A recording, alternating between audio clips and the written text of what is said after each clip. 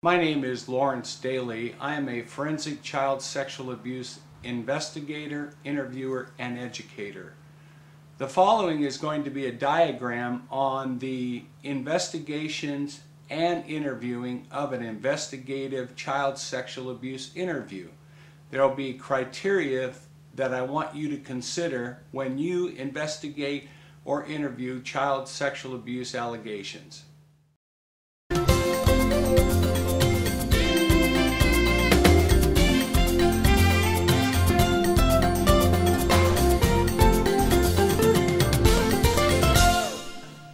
There are no such thing as coincidence when dealing with an allegation of child sexual abuse. Wrong target. What role does coincidence play in child sexual abuse investigations? If enough perpetrators are interrogated, some of them will appear to be guilty. A few people will just be in the wrong place at the wrong time. Efforts to solve a crime by working backwards, that is, from the suspect to the crime, rather than from the crime to the suspect, are possibly suggestible to errors of coincidence. It can happen to anyone. It happens every day in the criminal justice system. A person is accused of committing a crime, only too late to discover that the alleged victim was wrong.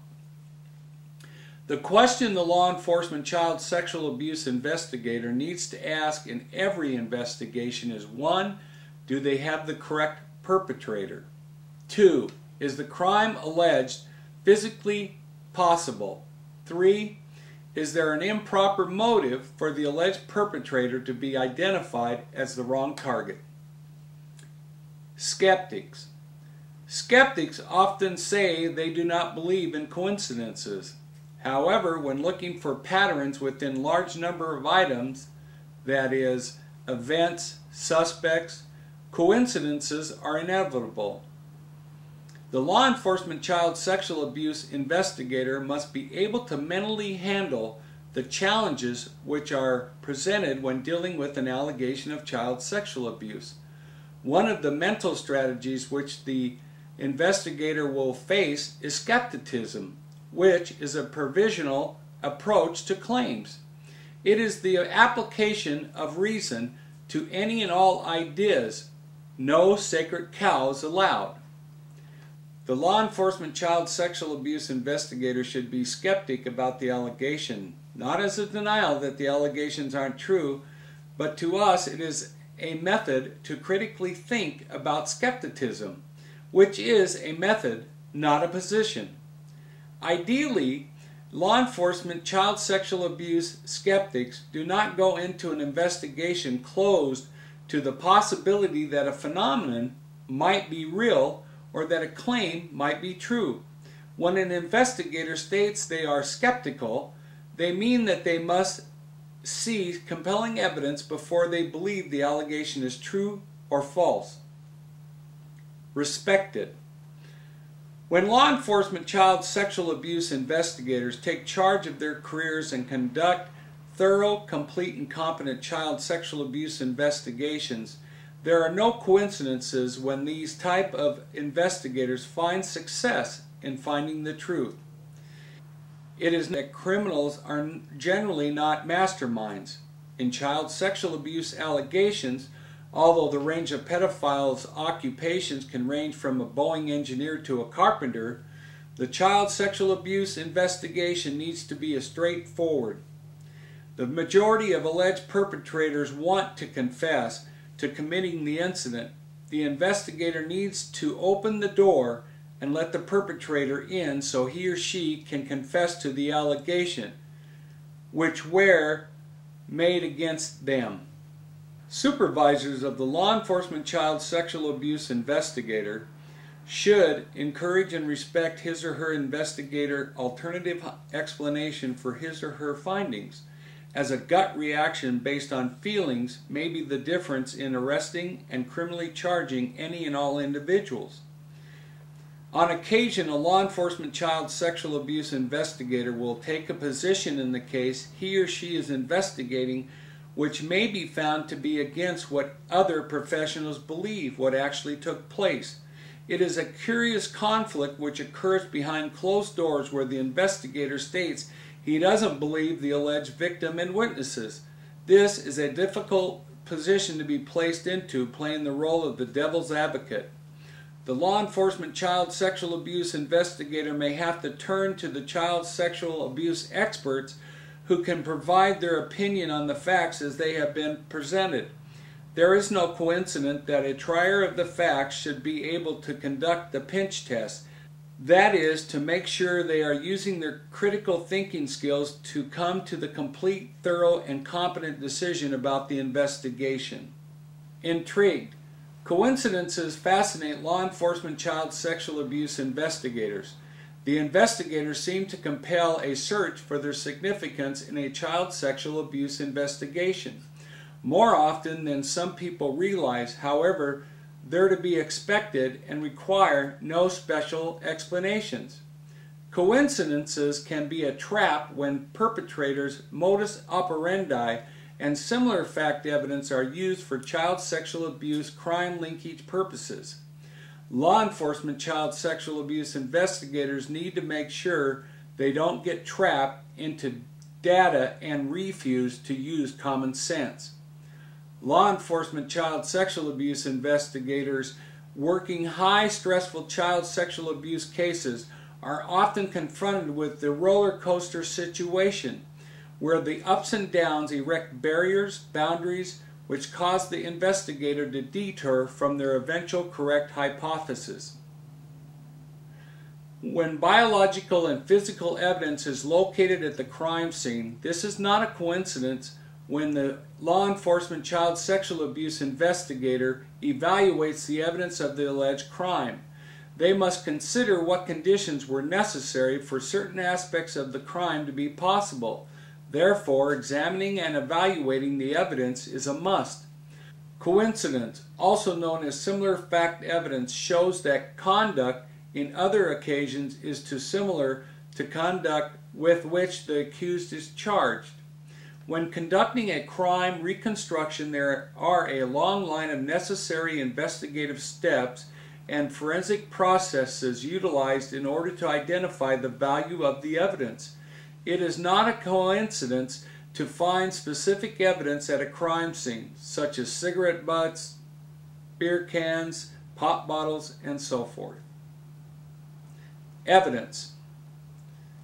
When collecting evidence at a crime scene, the law enforcement child sexual abuse investigator must take steps to identify that physical evidence is at the crime scene because of a coincidence and/or evidence at the actual crime and/or both.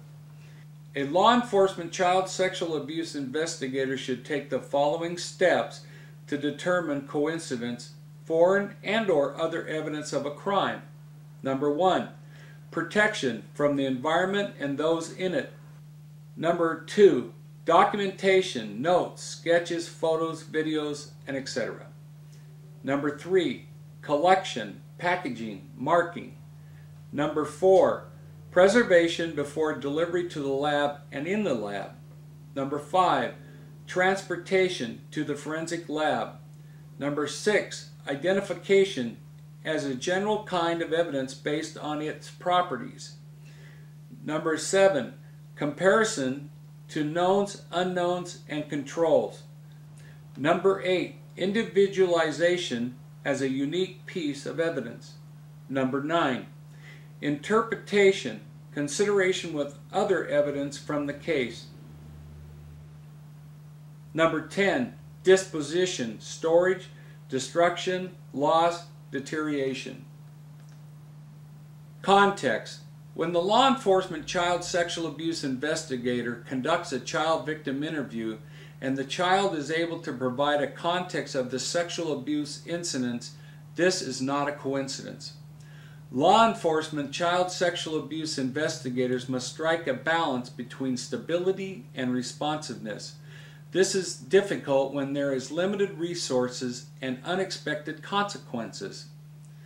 A law enforcement child sexual abuse investigator needs to know where they received their information, i.e., a foundational base. There are 3 factors they must consider. 1, what they know, facts. 2, what they think they know, alternative hypotheses, theories, assumptions, conjecture, and so forth. And 3, what they would like to know, facts which are yet to be discovered. Maybe the law enforcement child sexual abuse investigator should be asking, how do we know what we know? And who and what along the way was our greatest witness, piece of evidence, hypothesis, inference? Recognition being given to all of the factors uncovered in the investigation that the alleged coincidence was indeed not just a theory, but a theory based on actual facts which appeared and supported that a crime was indeed committed by the perpetrator, who in his or her denial proved to be the one who could his or her own demise by lying to all the parties involved in the case. Fact. If it turns out there is a reason for the fact, then there is no coincidence. When examining, evaluating, and documenting alternative hypotheses in the investigation of an allegation of child sexual abuse, this may establish, create, expand, and facilitate a systematic process which can protect an investigator from establishing credibility in the investigation. This may occur when an idea or theory gains credence from the possibility and the passing of time, rather than from supporting evidence. A possibility solidifies into a probability and then crystallizes into certain facts. Most law enforcement child sexual abuse investigators do not understand what a coincidence is and how it correlates with a fact. Supporting the two may be significant to the child sexual abuse investigation. The facts, if examined and evaluated properly, can demonstrate some coincidence.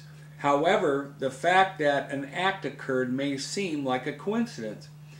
In the end, it may be just a fact which is ever present and identified by the investigator. Actions. There is one thing that many law enforcement child sexual abuse investigators learn eventually. It is that their actions carry with them may be a coincidence. Some law enforcement child sexual abuse investigators have great difficulty in thinking outside the box. When this occurs, there is a reluctance on the part of the investigator to think critically and question the main theory of the child sexual abuse allegation, leaving the investigator with an imminent decision to be made in the immediate future. It is a fact that the specific actions one takes is sometimes not a coincidence, and the steps a law enforcement child sexual abuse investigator pursues, the residual effect may not be immediately felt by those involved. Therefore, the unexpected may occur during the investigation, and the investigator must determine how the actions taken by the witnesses are coincidental to the events or the alleged crime or the information which was always ever present. The investigator just not enhancing his or her ability to locate and implement the actions of all those involved in the alleged crime. Body parts. When a child can describe the private parts of the perpetrator who committed the child's sexual abuse, this is not a coincidence. It is not a coincidence that a child is able to discuss and produce adult concepts and words which only an adult should have knowledge of. It is not a coincidence that a child is able to describe the statements in which the perpetrator made before, during, and after the sexual abuse, i.e., threatening the child with harm of his or her parents, and so forth. When the law enforcement child sexual abuse investigator is able to obtain a 70% confession rate in all of their child sexual abuse investigations, this is not a coincidence. Competent. When the law enforcement child sexual abuse investigator is able to close out his or her child sexual abuse cases with a 90% success rate, this is not a coincidence. The witnesses in the child sexual abuse case initially believe everything they see and hear. Seeing is believing. But then rapidly assess whether it is true or not, and consequently reject or continue to believe things. This assessment and decision takes time and energy, so the more tired people get or more distracted by other things, the more they are likely to believe false information. This is unforeseen coincidences. The child sexual abuse investigation is the most important aspect of the criminal justice system. When properly and competently investigated, the victim and perpetrator will find the truth to be justified. This aspect of the process is not a coincidence, not an arbitrary decision or action and random act. It is in fact one of the main journeys in finding the truth. Thank you.